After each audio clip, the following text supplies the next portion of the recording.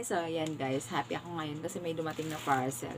Ito yung in-order sa akin ng anak ko kasi na nakaraan dumating yung kanyang order na dress.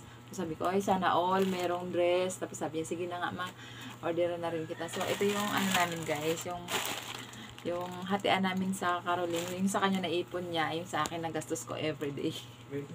Pinambibili ko ng pagkain namin. So, ayan guys. I-check natin kung ano to. So, bago nga pala lahat, thank you. Thank you sa regalo mo sa akin. I appreciate. Buksan natin, guys. So, ayan, guys.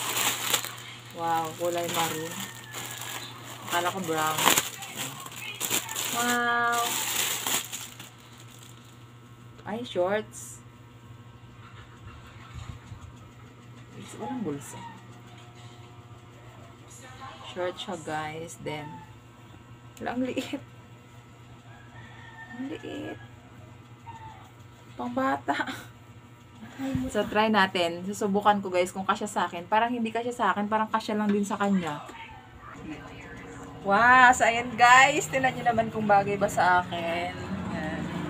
Akala ko maliit pero nabanat naman pala yung tela niya. So, ayan guys. Look at that. Makikita ang ano. Dapat pa na mahaba. So, yan yung kanya ng itsura niya, guys. So, diba? Simple lang siya, pero I appreciate naman. Ang ganda. Kailangan ko lang magsuot ng bra. Yan. Thank you. Thank you sa gift mo sa akin. Diba?